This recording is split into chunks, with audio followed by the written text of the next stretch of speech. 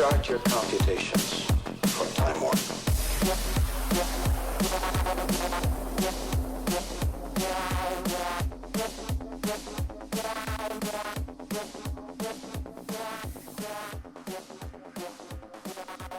Porque ahora viene el arte urbano. Este señor nos ha impregnado la ciudad de Bogotá de arte urbano por todos lados, seguramente ya lo han visto, pero seguramente nadie lo conoce. Es el momento de conocer a DJ Lu en Movimiento Click. Start your computations for Time Warp.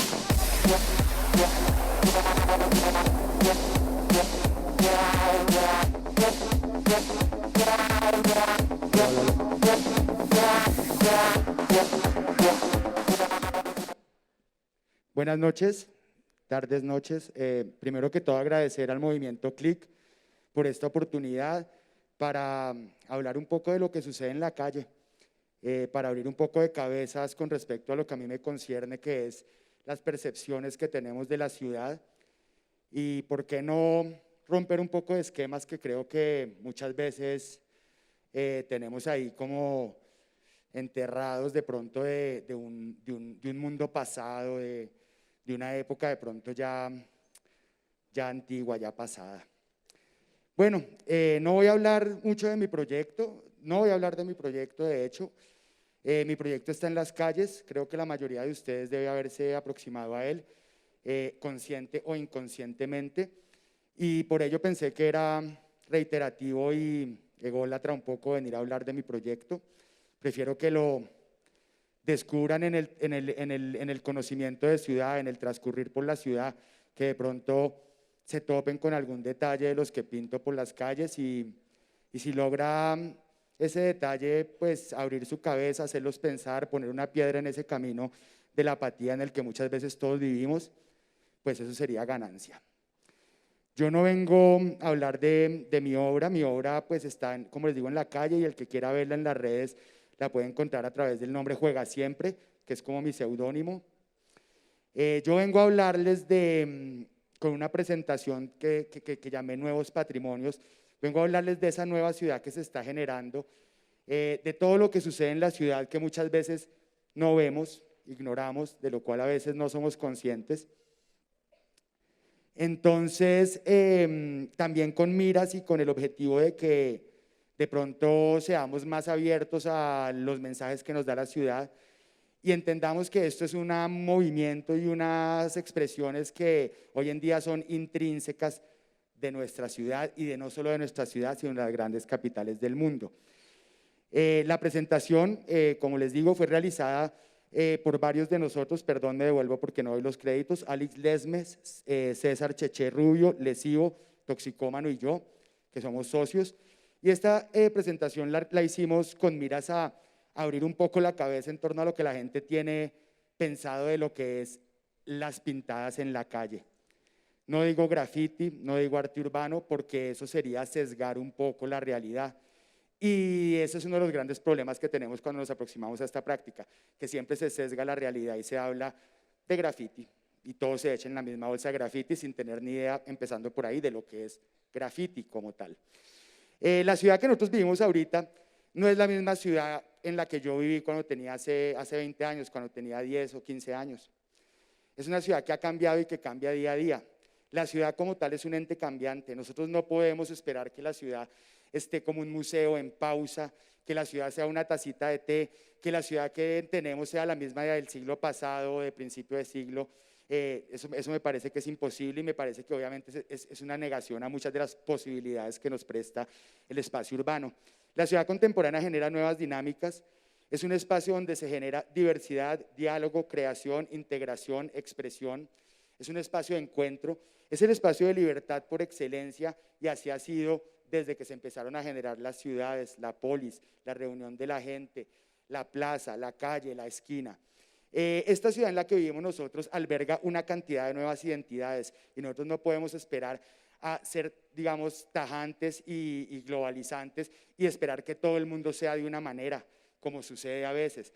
Yo vengo acá a invitarlos a que vivamos en una ciudad diversa y a que cada quien se desenvuelva como le parezca, porque no hay tesoro más hermoso que la diversidad y el respeto por el otro.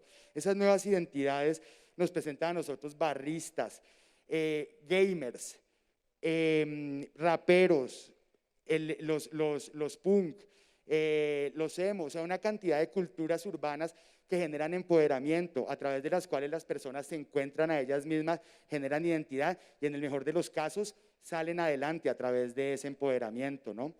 El no tener esas identidades es lo que de pronto produce que las personas se pierdan en otro tipo de actividades que son para mí mucho peores y que van a definitivamente acabar con la vida de las personas y que pueden ser mucho más dañinas para la sociedad que este tipo de expresiones que a mi juicio no solo son válidas, sino interesantísimas y hacen de la ciudad un espacio mucho más interesante, más diverso. Tenemos que en la calle se generan actividades económicas, tenemos las personas que hacen circo en la calle, tenemos las estatuas humanas, los mariachis enanos, tenemos los que venden juguetes y peluches al frente de los hospitales infantiles, los recicladores, los vendedores de lotería, los payasos voceadores. Asimismo, la ciudad es un espacio hoy en día de deporte. En la ciudad, también la ciudad es un campo de fútbol, pero toda ella, y no de fútbol, sino de parkour, de skate, de actividad física o fitness. Eso digamos que hoy en día es algo que está pasando y que no sucedía hace 20 años, donde obviamente ni siquiera existían estas redes o estas dinámicas que son muy contemporáneas y que definitivamente debemos aceptar. Esto digamos que debe transformar la ciudad físicamente, es un hecho.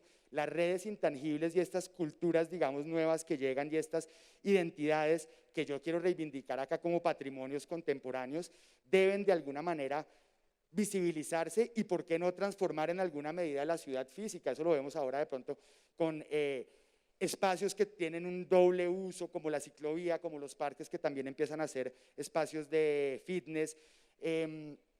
Dentro de esas expresiones pues tenemos que empezar a ver la ciudad como una posibilidad de unión, una posibilidad de diversidad y no como un límite, que es lo que muchas veces nosotros nos planteamos con la ciudad, que la ciudad es peligrosa, que me voy solamente lo más rápido que pueda, con las ventanas arriba, porque le tengo miedo al espacio público, porque voy de mi casa al trabajo y del trabajo a mi casa y me estoy perdiendo realmente el lugar donde las mejores cosas suceden, donde lo inesperado sucede, que es el espacio público, la calle, allí donde colisionan todo tipo de pensamientos, allí donde colisionan todo tipo de posibilidades y expresiones. Tenemos obviamente pues joyas preciosas en Bogotá, como son la ciclovía, que ya llevan como 30 años, el Rock al Parque. Tenemos expresiones, digamos, culturales, como las bicicletas, la renta de bicicletas, como la intervención que se hizo el año pasado de desnudos en la Plaza de Bolívar. Hablando un poco de que esta práctica no es nueva, hay mucha de la gente que no entiende la práctica, denigra la práctica en la medida en la que creen que eso es algo reciente y sin sentido, y que solamente lo que tiene historia es lo que es válido, ¿no? Es como una reivindicación de la historia. Pues si vamos a reivindicar la historia, me gustaría hablar de cómo esta práctica de hacer cosas en la calle tiene más de 7.000 años, como lo vemos acá en la cueva de Santa Cruz en Argentina, donde a partir del estarcido dejaban la huella de sus manos ahí en las cuevas. O en Pompeya, donde han encontrado más de 10.000 inscripciones en las paredes, obviamente hechas con incisiones sobre la pared, raspando la pared. A eso se le llama scratchiti, de scratch. Y en Pompeya digamos que se pudo conocer muchísimo la cultura del lugar. Una vez que sucedió pues la cuestión del Vesubio, se pudo conocer la cultura del lugar a partir de sus inscripciones. Se pudo conocer las pujas que había entre la gente, las cuestiones amorosas, ¿sí? Cuestiones que tenían que ver con las personas que eran puestas en evidencia por estafar a otros. Se evidenciaban también tensiones, digamos, deportivas, porque una persona iba por un gladiador y otra persona iba por el otro gladiador. Eso es algo que a mí me encantaría que sucediera en Bogotá, que si algo pasara acá, que es muy probable, con este caos que tenemos, pues que quedara una muestra de lo que nosotros somos, de nuestras luchas, de nuestros deseos, todo a partir de los muros, ¿no? Los muros muestran lo que somos como sociedad. Brazai es un fotógrafo que hizo fotografías muy hermosas en blanco y negro en los 40 sobre estos grafitis que encontraba en la calle de París, que eran realizados por niños, por lo general, niños de 10 a 15 años, que hacían cosas supremamente instintivas, ¿sí? solamente como una manera, como les digo, de callejear y de pertenecer y de compaginar con ese espacio público, ¿no? Que en últimas es un poco la esencia, una de las principales esencias de pintar en la calle, es tratar de empoderarse y de hacerse partícipe del lugar a partir de mi pintada, de lo que yo pongo allí. Obviamente Nueva York y Filadelfia, que es donde nace el graffiti en los años 70, graffiti como tal, que son las letras, pues, que vienen pintadas con estilo, que son una influencia, ¿por qué no?, de los cómics y de la publicidad. Esto es, digamos, lo que tenemos en Bogotá, y esto es para abrir un poco los ojos sobre lo que está sucediendo, que muchas veces ni siquiera lo vemos, ¿no? Aquí, digamos, que me gustaría hablar de una frase que oí, que ya, qué pena no citarla porque no sé de quién es, pero dice: hay tres tipos de personas, los que ven, los que no ven y los que ven cuando les muestran. Pues esta presentación trata de llegarle a ese tercer grupo de gente, a los que pueden empezar a ver una vez uno les muestra. Quiero mostrarles que hay inscripciones políticas, grafiti hecho a mano alzada, ¿sí?, rayones hechos a mano alzada. Hay graffiti tag o personajes hechos digamos, a la carrera, hechos rápidamente, que son muy gestuales, ¿sí? Está el tag, que básicamente es la firma de uno, también hecha con algunos materiales que permiten que se genere algún estilo sobre esa gráfica, sobre esa acción, digamos, sí, gráfica. Están obviamente las inscripciones de las culturas urbanas de las que ya hablaba anteriormente, los antifas, los punk, los sharp, ¿sí? Están las inscripciones barristas, que es maravilloso porque es un mundo casi que aparte, con una gráfica muy diferente, una gráfica de influencia celta, pero además lo que es hermoso de estas inscripciones de los barristas es que pelean en el muro, más allá de pelear en la esquina. Entonces, por mí, que haya todos los grafitis barristas que quieran, con tal de que se estén peleando en la pared y no en la esquina punta de chuzo. Hay mensajes personales como: Ingrid, te amo, te quiero, Dios ama, en fin. A mí simplemente me dio ganas de salir y expresarme, o estoy muy enamorado y quiero dejarle un mensaje a mi novia. Y qué más válido y qué más bonito que poder hacerlo, pues, en la calle, donde todo el mundo lo va a ver y donde todo el mundo, como les digo, va a recibir de alguna manera ese mensaje que dejamos. Están el graffiti bombing, que viene un poco de ese graffiti de letras, pero hecho un poco rápidamente. Les llaman los vómitos, los throw-ups, son estas letras redondas. Todo esto tiene un estilo y tiene una gráfica que no es improvisada, que muchas veces requiere mucho tiempo para llegar a ella, y que muchos de los pelados que ejercen el graffiti, pues, como les digo, se están empoderando y están teniendo una razón para vivir a través de esto que mucha gente considera, pues, horrible o sin sentido. Están los carteles que pone muchas veces la publicidad, muchas veces un anunciante, muchas veces un constructor, y que a mi juicio pueden ser mucho más contaminantes visualmente que el graffiti, porque terminan descarapelándose, ¿sí? Tienen obviamente muchísima información. Y bueno, también hay espacio para ellos. Esa es la ciudad. Como vemos acá, lo que hay es una superposición, casi que un palimpsesto de diálogos allí que se generan, y eso es el espacio público. Esa es la idea de nuestra ciudad. Acá queremos que todos podamos hablar y no que unos pocos hablen por todos, ¿no? Está el sticker, pegatinas. Las pegatinas son como las escamas de la ciudad. Se caen, se pegan, se superponen y están en todos lados. Son fáciles de hacer, son económicas, son fáciles de pegar. Ahora se ha montado una cultura muy fuerte con respecto al sticker, a la pegatina, que tiene que ver con intercambios. Una cosa muy interesante: permite que yo mande mi mensaje a otro lado de manera económica, que mi mensaje lo pegue otra persona en otro lado.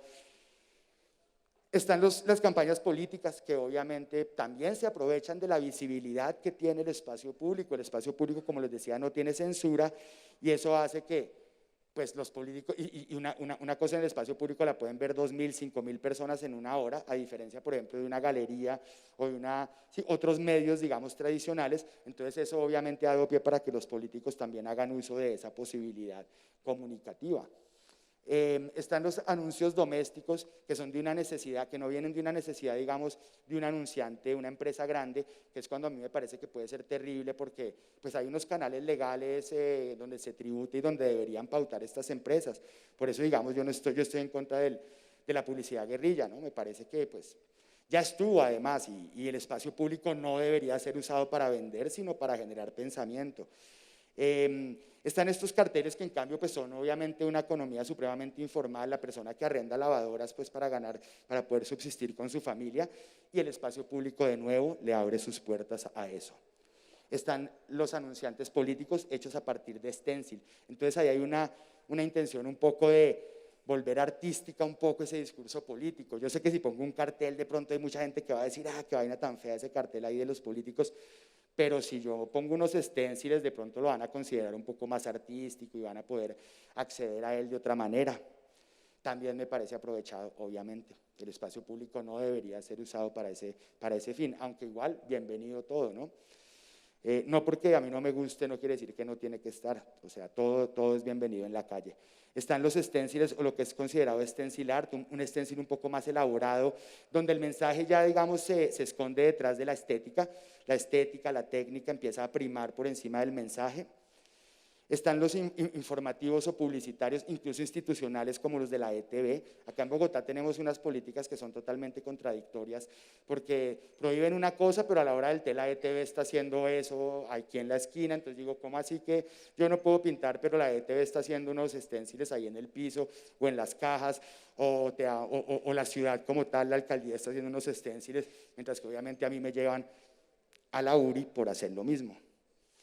Están los rollers son estos letras hechas con rodillo y con pintura vinílica, también supremamente fáciles, en donde la letra obviamente tiene un carácter también, donde el tamaño es importante y donde por lo general es un mensaje muy sencillo que reivindica una cosa muy, muy directamente. Los murales, como los murales que por ejemplo teníamos en el centro de Bogotá desde los años 80 y 90 de Omar Rayo, que son obviamente un patrimonio cultural para mí de Bogotá. Me parece maravilloso que los hayan remodelado, que los hayan restaurado. Y asimismo, bueno, otros murales que hemos hecho también ahí con el colectivo y que se han convertido un poco como en referentes del centro de Bogotá, referentes de ciudad. Incluso muchos de ustedes saben que pues hoy en día Bogotá es un referente a nivel mundial para el graffiti. Viene mucha gente a hacer graffiti tours, a consumir digamos, cosas que tienen que ver con graffiti, y eso pues en últimas es dinero para la ciudad. Entonces, pues bajo la dinámica capitalista pues debería ser algo bueno, ¿no? Pero ahí está otra de las contradicciones. Referentes externos, hay un resto de lugares en otros lados del mundo. Si uno no ha salido, a uno le queda difícil comparar, y obviamente uno va a estar metido en la idea de que Bogotá está muy pintada, pero la verdad es que si uno sale se da cuenta de que eso es un fenómeno global y todo el mundo, toda ciudad grande está muy pintada, ¿sí? Y hay unas de ellas que han dado la vuelta al problema y lo que han hecho es sacarle provecho, como por ejemplo en Praga la calle Tesnov, una calle donde el graffiti es permitido y que se ha vuelto escenografía para películas, para matrimonios, para eventos. La calle Topiel en Varsovia, la misma dinámica.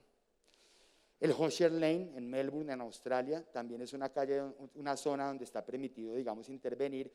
Y bueno, pues ahí está como la vitrina de los artistas urbanos y esto ha generado también un comercio alrededor de esta práctica.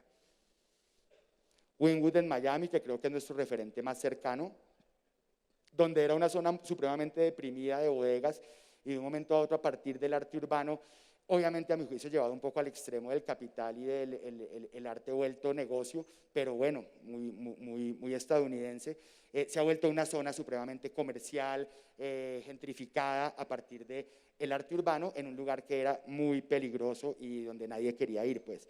Sao Paulo en Brasil es una ciudad que tiene, créanme, no solo 3 veces más habitantes que Bogotá, sino 10 veces más inscripciones en la calle, más graffiti, más pintura, arte urbano, letras, y una de ellas el pichazao, que es el que vemos nosotros acá a la derecha, que son estos pelados que se suben en los edificios 10, 15 pisos arriba por la fachada para escribir estas letras, que además tiene una característica muy específica, una cierta influencia celta también, pero se ha vuelto un lenguaje muy de Sao Paulo, y entonces en todo el mundo hay una referencia grande de lo que es Sao Paulo a partir de su pichazao, que es una práctica que solo se da allá y que obviamente, pues como ya ven, es supremamente riesgosa, vertiginosa y que no tiene que ver mucho con lo estético, sino mucho más con el acto de pertenecer a la ciudad y de utilizar esa ciudad, ¿no? Y de transgredir un poco también los límites que la ciudad me propone. Milán en Italia, y estas fotos las tomé yo, entonces eso también es, digamos que hay lugares en Milán donde está supremamente rayado y mucha gente creería que Milán es una tacita de té. Las potencialidades: se pueden generar microempresas, arte, turismo, investigaciones, publicaciones, festivales, documentos antropológicos, renovación de espacios por parte de la población. O sea, hemos hecho festivales, varios festivales que han traído gente, que han dado divisas a la ciudad, que han abierto los ojos con respecto a esta práctica. Bueno, esto fue un proyecto que también hice sobre inscripciones sobre monumentos, en el que yo planteaba que la ciudad ha cambiado y la ciudad hoy en día no es una ciudad moderna que se genera a partir de hitos de poder, sino que es una ciudad horizontal, mucho más móvil, mucho más fluctuante, ¿no? Que es lo que proponen obviamente estos rayones, estos tags. Y por último, un poco esta pregunta, ¿no? Botar esta bomba, que es: nos aguantamos una valla publicitaria a 3 metros de nuestras narices, ¿sí? Pero no nos aguantamos un graffiti. Entonces me parece absurdo que este lenguaje, cuando está mediado por el capital y por la publicidad, se vuelve ante nuestros ojos aceptado y digerible, pero cuando está por fuera de la misma es totalmente incomprendido y es rechazado, ¿no? Entonces, como dejar ahí la pregunta de por qué sucede eso y por qué no darle una posibilidad cultural a lo que tenemos acá también a la izquierda. Y este es un meme para salir que me encontré el otro día, que también me pareció muy adecuado, ¿no? Vivimos en un mundo donde el graffiti es ilegal, pero llenar el metro de publicidad de McDonald's es una berraquera, ¿no? Muchísimas gracias.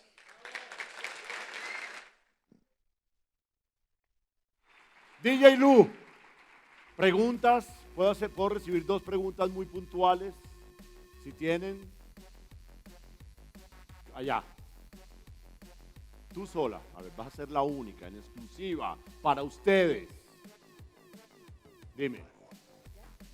¿No suena? Sonido. El 1. Nada. ¿Qué se siente? ¿Qué se siente? No, pues acá. Ah, Otra vez. Murió. Ah, ya. Ya. Pues no es como tal una pregunta, sino realmente me encanta el hecho de cuestionar, por un lado, el supuesto arte y por el otro lado, el cómo habitar el espacio público. Estuve hace poco como haciendo también investigación sobre el grafite y me encanta porque realmente es esto, es como, son maneras de habitar la ciudad y son formas de, sí, hacer parte de ella, como ir caminando por la Séptima o como, no sé, simplemente usar el Transmilenio. Creo que el grafiti, por lo mismo también, es una forma en que las personas pueden como apropiarse de la ciudad y vivirla. Me encanta y me encanta que estés acá y que hayas pues explicado todas estas cosas a muchas más personas. Muchísimas gracias, muchas gracias. Y bueno, para cerrar un poco con respecto a lo que decías y para seguir un poco poniendo el dedo en la llaga, me parece ridículo a veces que no nos preocupamos por la cantidad de contaminación del smog que genera Transmilenio, que no nos preocupamos porque el 80% de nuestras casas tienen techo de asbesto cemento que genera cáncer, pero nos da una cosa horrible cuando ponen un rayón en nuestra fachada. Y ese rayón no tiene absolutamente, no te está haciendo daño, no te está tumbando la puerta, no te está generando cáncer, no te va a matar, pero no nos damos cuenta que hay cosas que nos están matando día a día y ante eso no decimos absolutamente nada, ¿no? Gracias.